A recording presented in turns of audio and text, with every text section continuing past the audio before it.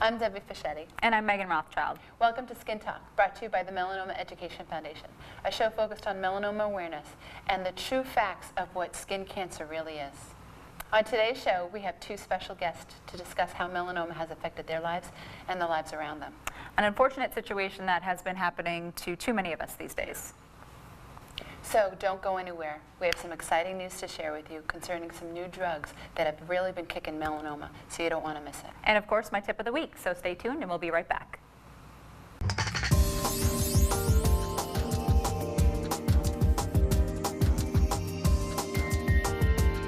Welcome back. Well, the Melanoma Education Foundation has been doing some really phenomenal fundraising events, which is great, because obviously that money helps us to be able to support our cause and get into more schools and educate not only students but adults and everybody that we can. There's one particular event that stands out. It's from the McCarthy family out in Somerville, Massachusetts, who lost their daughter about a year ago. Oh my who goodness. was 30, I think I remember this story. Yeah, she was 35 years old and left behind a 2-year-old. Yes, I remember you telling me about this. So, it's a horrible story. Just a beautiful girl. They had taken the melanoma, and unfortunately it was misdiagnosed, and it grew back, and it just overcame her. So this family, obviously so taken by it, the town so taken by it, put on an awesome event, a baseball tournament.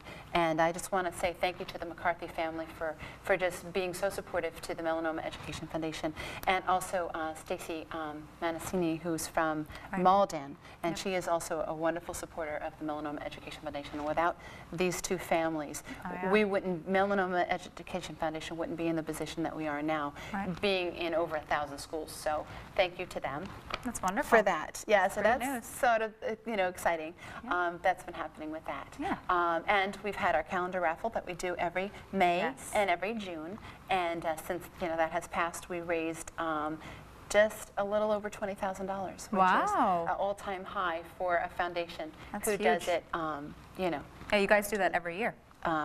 Like I said, this is an all-time high for the Melanoma Education Foundation to have reached over $20,000 from this calendar raffle event. That's wonderful. So our, MEF's personal mission is, since we're in 1,000 schools now, is to, by next year, double that.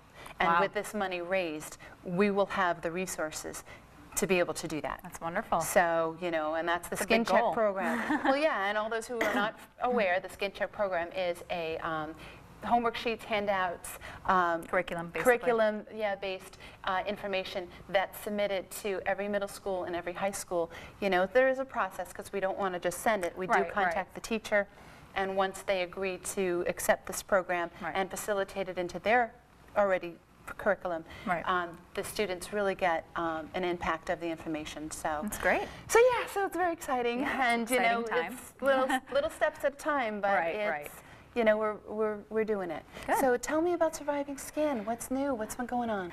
Well, actually, I've been very busy. I did this interview with this online website called howtobearedhead.com. And it was so awesome. When they contacted me, I just thought, this is so cool, because I absolutely hated being a redhead for the first, 18 years of my life. I just despised it, and now I've learned to embrace it through, everything that I've been through, and surviving the cancer. And one of the questions that they asked me was, has being a redhead shaped in any way who you are? And I'm like, honestly, it's shaped like 95% of who I am, because with red hair comes the fair skin. With the fair skin came the desire to tan, came the cancer, and that's really become my mission. So it was just a great experience. I got to go out to Boston. I got to get hair and makeup done. Oh, that's always fun. I felt very famous for the day, but oh, cool. It was awesome, and it's definitely a really, really neat website. So, there's obviously this information will be on the website. Yes. So on our next show, I want to, connect with you again, so that we can give our viewers where to go and see you and all the information about that. We can put it on skintalk.org. You can check that out, and we'll have a link to the site. Yeah, because there's many, people out there, whether it's blondes, fair skin, redheads, and fair skin. And, it's interesting that you mentioned that, has, being a redhead, which is, what you're born with. We're born with the skin that we have. Exactly. And that's been very difficult for so many of us, I You say never young like what women, you have. No. Ever. I mean, I always wanted curly hair. That just never happened. You know, so it's like we spent all those years perming. Right, exactly. You know, or the same thing I wanted with the darker skin, Right. so I spent years tanning. Right. It's so funny because I always, talk to women about they're dyeing their hair or they're, they want a different dress size. getting fake and nails, getting fake nails. eyelashes. It's endless. So Yes, a lot of other big yeah. things that you could do now with technology. Exactly, and so it was just great because this website is all about embracing, who you are Right. and going tips. with the, was it, be comfortable with the skin The that skin you're you're in, yes, And I exactly. love that saying because it is very difficult to embrace, and it's very difficult to tell somebody, especially somebody who has a little bit of a stubborn streak like myself, I'll admit it, that it's like you have something in your head, you want to do something, or you want to feel a certain way, you want to Right. look a certain way. Nothing anybody says is going Right. to make you change that. No matter how pretty they tell you are, or Right. how great everything is. Until you get to the point where something bad happens, Right. or something dramatic happens, and that's what we're here to do, Right. to try to let people not get to that point and let them realize that, you know what, embrace it. This is what God gave you. Right. You are beautiful. Protect it. Protect it, embellish it. And there are other safer alternatives to get the feeling that you're trying to acquire. Right. But I think that's awesome. I Yeah. can't wait to It was a see the good time. website. Yeah, I'll definitely send it to you, and we'll link it on skintalk.org as well. Okay, cool, awesome. So don't go anywhere. We have some shocking and revealing photos to share with you concerning the true effects of what sun damage, skin cancer, and melanoma can do. Hi, I'm Debbie Fischetti, And I'm Megan Rothschild. and we're from Skin Talk, a new innovative show that teaches you about melanoma awareness, truly the focus on early detection and early prevention of melanoma. And what most people don't know is that sun damage can actually cause wrinkling as well. So by watching Skin Talk, you can learn great skincare tips on keeping your skin youthful and beautiful. Have you been watching? Well, you should be. Visit skintalk.org for more information. Welcome back. Debbie, you were telling me earlier, I think this is something really important to Yeah. share with the viewers about It's exciting. this broadcast about the new drug. So I was wondering if you could share that again. Yeah, thank you for mentioning that. Actually, a few weeks ago, the Chronicle broadcast, it was an episode that they had on melanoma featuring Dr. Keith Flattery, and he is from the Mass General Hospital out in Boston, Yep. right? And he is directing a clinical trial study of a combination of 2 experimental drugs, and the results have been amazing, and they're for stage 4 patients.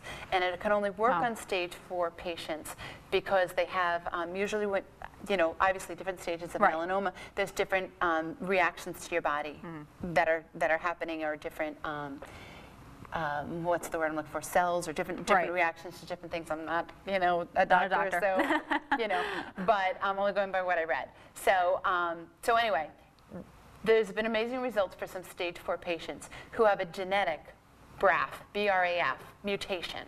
And one of the patients he's on trial, his name is John Murphy, and he was literally on his deathbed. Oh my I mean, they were gosh. giving him no hope. So he's like, well, Why not it can't try hurt. this? Right. Exactly, I'll try anything, typically. So what he did, and he's from Colorado, and he tried the drug, and once they obviously gave him the drug, it's been like a couple of months that they monitor him. Right. And I just got an email from him because we got a chance to corresponding. meet him, and he Right. came to one of the Melanoma Education Foundation's board meetings that we wonderful. do quarterly, and he just sent me an email saying that he was mountain climbing with his wife. Oh my goodness. That's awesome. Yeah, yeah. Before the break, we had talked a little bit about showing some photos Yeah. of scars. And, to tie in with what we're talking about, again, with melanoma being the forgotten cancer, the cancer that kind of gets pushed aside, I think it's important to show some of the after effects. These pictures are a little bit graphic. So if you've got small kids in the room, or it's something that you don't want to look at, now may be a good time to turn the channel. But this first picture is of my scar. Happy to show it. You can see on the abdomen that it's a sizable scar. This is when I was first post-diagnosed. I had to go in and have the major surgery where they did the large skin excision. 70 plus stitches after I came out of that. Lymph nodes removed, all of that. awful. So, That's that's one of the many things, and I'll never forget, that was on the cover of a newspaper that I was writing for, and I had it in my back seat as I did a story on my experience, and one of my friends got in the car and she picked it up and went, ooh, and then she went, oh my gosh, is this you? And I said, yeah, and like she thought I didn't hear her say the ew part, but that was her reaction. It was like this, oh, what's that? You know, because it was just this purple, awful scar. Now let me ask you, because I'm sure people have asked you this before, and I don't know if I personally ever asked you. Obviously, you know, did the tanning and stuff like that because, you know, hey, fair skin and all that, and we talked about that. Now that you had to go through this process, what was going through your head? Like, what were you thinking? Like, oh my God, what did I do that for? Or, you know, like, not to put words in your mouth, you know, the first thing that popped into my head was you did it to yourself, which you can imagine, obviously getting a cancer diagnosis is horrible enough, but then to blame yourself and to know that your behavior had really caused bad. it was extremely emotionally Now, when you were doing difficult. the tanning, did you know as a young No. person that you can get melanoma? I mean, people had said to me, can't you get skin cancer from that? Can't you get premature wrinkles? And it was like you were saying, invincible. It's not going to happen to me. I'm living for the now. I like it now. It's working now. It's making me I'll feel worry good about now, it when it sure. gets there. But I wouldn't change it. I wouldn't go back and, you know, not go through Because this you wouldn't again. be who you were today. Exactly. You know, you're beautiful. You're a spokesperson. You've made such an impact in the melanoma world, you know, on so many levels, from Boston to New York to Cosmo to so much presence. So, you know, I always think Happened that. for a reason, right? Right. Yeah. You know, out of something bad, something great came. You know, I wouldn't have a great co-host. We wouldn't have this great show. Right. So, I mean, not to make light of it, but the point is you were a survivor, and thank God you were one of the blessed ones. Exactly. Unfortunately, there are many out there who weren't so blessed. Well, and this next picture of Stacy, tell us a little bit about Stacy and her. Stacy Ciniello is a beautiful person, very determined, very passionate about melanoma awareness, and she, you know, she has it on her back. She had melanoma 4 times. Oh my gosh. And each time it was a bigger scar, a deeper tissue that needed to be removed. But she's a trooper, and she's a mom, and she has 2 young children, and she's been dealing with this for a couple of years. She is a survivor. She is, you know, doing great now, and thankfully she is one of the blessed ones. Board of the She MEF? is actually, yes, I'm very, very proud and happy to say that she is, you know, one of the Melanoma Education Foundation board members, and we are very proud and very honored to have such a strong superwoman of a person and a great survivor. That's great. Kerry McCarthy, which is another photo that you'll see, she wasn't one of the blessed ones, unfortunately. And this poor girl was 35, and we know we've talked about her before. You know, had a 2-year-old that she left behind, and a melanoma was on her leg, which was removed, but misdiagnosed, and was not tested, and it grew back, and by the time it grew back and she got it taken care of, she was pregnant. And there was not much that could be done as far as drugs or Right, surgery. because you can't go through a lot of that treatment when you're expecting. No. So. And when she had the baby, a beautiful baby boy, and it just consumed her leg. It, as you could see in the photo, it tripled in size, and within 4 months, this tiny mole that started growing on her back on her leg, within 4 months, as you can see from the picture, that's a melanoma. Wow. It consumed her and unfortunately took her life. Yeah. Wow. So this are the kind of things that don't need to happen. Exactly. You know, and that's where it's like in this poor girl's situation, it wasn't, you know, something that she didn't take care of. She went to the doctor, and but did what she was supposed to. But that's where I feel that we need to empower ourselves. Exactly. And make sure that the doctors that we are seeing are very educated, and that if there's something in our gut that just doesn't seem right, because we know our body better than anybody else. Right. To do something about it and tell the doctor, I don't like this. This needs Well, to be that's done. the key. They need Take to this listen off. when you say that, because you know they can be as educated as anybody, and you know be the most educated person in the world. But when you go in and you say, no, I don't care if you think that looks okay. I want it taken off. That's you know they have to be willing to do it. Right. So I So you think that's definitely important. need to. It's on so many levels. You need to be educated. You know, and again, I kudos to the doctors and stuff that are out there, but nobody is perfect. Right. You know, we're only human, and that's why it's like you really have to entrust yourself and know, you know, what a melanoma looks like. Know that you're the only one that's going to know if it changed. Right. They are not. Exactly. So yeah. With that said, We have some special guests. yeah, we coming up have on the some show. special guests that have gone through some traumatic things and could really be encouraging to our studio audience and those at home. That could really be a great impact to what we do moving forward. So definitely stay tuned. You're not going to want to miss this.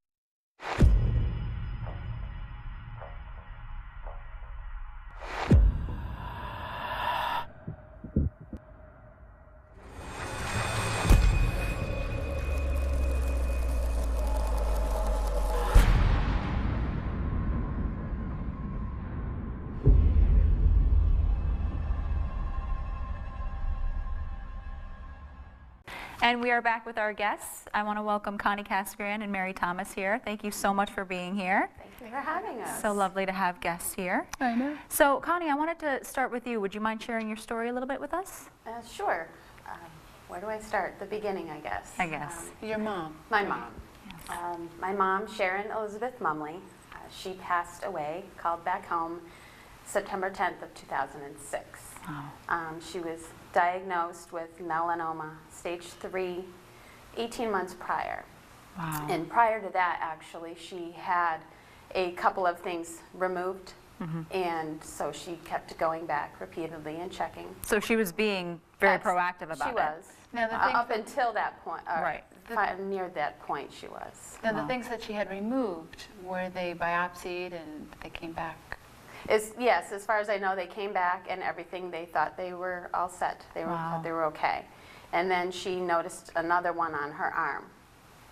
And she went to get that one taken out, and next thing you know, they said, well, we're going to have to take out more of it and more of it. Do a larger excision. And, Exactly. Wow. And then when they sent it away, that's when they found out that it actually had spread to her lymph nodes. Oh my And gosh. it was larger than they thought. So then she began the process, and 18 months was how the duration. And From the time they took it? and- right, she did the interferon. She went out. She did actually some type of treatment. I'm not really quite too sure on the name of it, but it was something to the effect of where they take a laser because it was in her head. So when they scanned her, and they said, well, we're going to zap it, and we feel positive that this will help. But when they put the helmet on her to scan it, that's when they found that she had 6 more. Oh my gosh. And at that point, they said, it's not worth it. Wow. And this is actually a lot of information that I didn't know at the time. I really didn't inquire too much. She really was a very positive She didn't want to worry woman. you, I'm sure. Right. And exactly. she was really great. She was a trooper, and she was just an angel here. And She seemed so like a she good was really role model for you. positive, and she, so I didn't know a lot of information. Right. Something I regret. And I found a lot of this out from my stepfather, Gary, who was by her side up until the end. And yes, anyway. Now, when they removed the things, did they remove things from her arm previous? They did. They removed a couple of things in different places. So not that particular spot? No, I honestly can't recall. I Right. believe that it was in the general vicinity, though. It was several different arms. My mom was a very fair redhead, and very fair. Because I And- almost, wonder, sometimes. If they had taken something and perhaps it was misdiagnosed. Yeah, or- because that's right. unfortunate. Yeah. Like that's what happened with Kerry, Right. and that's what happened. It just seems like it's the same story, that we hear, which is so sad. Right. That it's and not that they're not being proactive about it. They're going and they're getting things done. I thought about that, and Where's the papers being, the Right. dust being underneath the rug? What, Right. what's happening? We're imperfect. We're only human. Doctors only human. I can't stress that enough. Right. But I almost try to think, well, how could that be preventative? How could we help with knowledge and stuff moving forward? Right. That not happen. Doesn't have to happen. So Mary, talking to, Connie and different things that she's gotten removed, I know with your dad, he actually has stage 4 melanoma right now, and I know that must be extremely hard for you to be coping with. How has that, affected you? Have you gone to the dermatologist and have had things Yes, I removed? have, and now I'm more aware of my body and what's on it, and I'm going to make annual appointments to get checked out. Right. Because I'm very fair-skinned too. Well, and for viewers who may not know, family history, plays a huge part, for both of Genetics. you, and genetics, and, once a family member has had it, you are at a greater risk to get it again, so it's good to hear that you're Right. being And proactive your about it. husband, Brent, he's gone. He's gone too. His Recently, father and- also had melanoma. Oh, So wow. he's at a high risk too. And he actually had a mole removed on his eyebrow. Oh my gosh. But everything's... Everything's okay, yeah. And But I now- think we're just, both of us are more aware Well, now Right. how to get checked and crazy is that? Your dad, who's currently going through stage 4 melanoma. Yes. And your father-in-law, who's had melanoma. So how is your dad doing? I mean, he's on a new drug now. He's hanging in there. I mean, he has good and bad days, but I think he's very positive, and I really believe that's what's keeping him here, because he's Right. had it for over a year now. Wow. And Yeah. he has such a positive attitude, and he just keeps fighting. So I'd like to ask both of you, if you could talk, if there would be a message that you would share through your experience and through the things that you've dealt with, what's something that you could share to viewers, or maybe to your kids when they get older, other family members or friends? What's something you always tell people from your experience? I just realized, not to take life for granted, because cancer doesn't run in my family, and I never expected my father to get sick. Right. So you have to appreciate every day, day Yep. by day, right? What about you, Connie? Well, I'd have to say that I'm not one to really live by regrets. And if I had any regrets, it was that I was in denial and I wasted time when I should have not wasted time. Right. And one thing that I actually have, and it's just not complete, is you can get them the question and answer books that basically getting to know your family or your Right. mom, or her favorite, song growing up, or Right, her right. favorite memory, or those things. Those are the things. She still was here that I would know, and she was Right. only 56, and Wow. Yeah. so it was young, and I wish I had that time, and I wish I never Right. denied that what was going to happen did happen. But she kept her faith with her, and she had a lot of friends and family that loved her, and she's a devout Christian, and it was really nice to have people just there by her side and praying for her. Right. Well, what is it that you feel that has gotten you, if there's could be one thing that you could say, I mean, I know you're going through a very traumatic time right now, and, going through what you've gone through, is there one thing that you could say, this is what pulled me through? This is what gave me the strength to wake up every day and Keep going. keep going and be determined? Honestly, I take it day by day, and I know that my dad doesn't want to see me in pain. Right. And you have to I be know strong for I other have to be people. strong for him, Yeah. and I want him to be strong. It's a great way to So- look at it, though. Yeah. Well, I think it's so important. I just want to thank you guys so much for being here and Thank you sharing for your having story. us. I mean, Thank you. it's very moving, and hopefully the viewers at home think the same thing. And it's just, Oh, I'm sure they will. It's so incredible that you're willing to share your story and talk about it. So. And I know it was hard, and I really applaud you for your strength, not just being here today and sharing your experiences with everybody out there, but just the strength that you have to survive and to keep on going and to be strong and not let it affect your life in a negative way, Right. but use it as a positive source towards your family and to those others who could need it. I know you're both great supporters of the Melanoma Education Foundation. You both jumped right in, when the need was there to help and volunteer, and we thank you for that. So, Thank you, ladies. yes. so much. Anytime. It's great to have you. So stay tuned. We're going to actually have my tip of the week coming up next.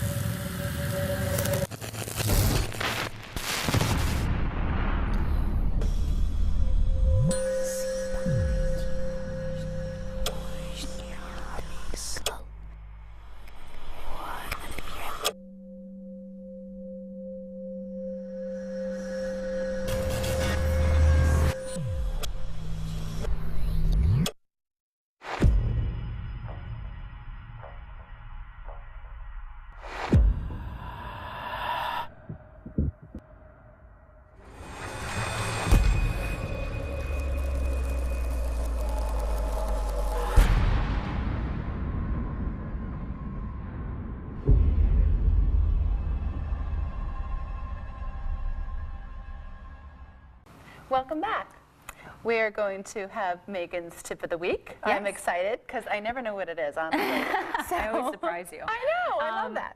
Well, my tip of the week actually comes from a viewer email this week. Oh, awesome. And I get this question a lot when I go out and I speak. A lot of times people will come up to me and say, okay, well, I want to wear sunscreen now after hearing your story, but I'm really worried about the toxic chemicals that are in sunscreen. I get that a lot too. of, a lot of people hear I don't know about if it's an this and- excuse sometimes for some people, Oh, I'm because when sure. I'm out there speaking to, they're like, my skin is sensitive. Yes, I get a lot of that. And I can't wear anything. I don't want to put it, I don't want to die of skin cancer, but then I don't want to compound it and die, and maybe I'm saving myself from skin cancer, Right. but I'm going to die from something else because of all the toxic Because of all the chemicals. toxics, Right, yes. and nowadays a lot of people are going green and, being more earthy, crunchy, which I'm so for, and I Right. think that's awesome. So, Right. yeah, so. No, people are concerned about it. And No, this, it should be. This email actually comes from a gentleman named Jeff from Chicopee. Oh, cool. So he wanted to know, and again, I get this question all the time, how can I find out what type of toxins are in my sunscreen? How can I be safe about the sunscreen that I choose? Okay. And to that I have two answers. The first is if you go to cosmeticdatabase.com, which will be linked from our website, skintalk.org. Yes, so check after our show. and Yes, you can it'll be actually posted. go on there and you can plug in your product and it'll pull up the toxic chemicals and it'll Oh, give you a cool. rating. So there's a rating scale. You want all the chemicals or all the ingredients that are in your sunscreen to be really like a 2 or below, like a 2, 1, or 0. Okay. 3, maybe okay in moderation, but anything above a 3, you really want to stay clear of. Or so they say. The Environmental Working Group is the organization that really kind of backs this website. Oh, that's awesome. And they, talk all about how there's toxic chemicals in certain products, and this goes for makeups.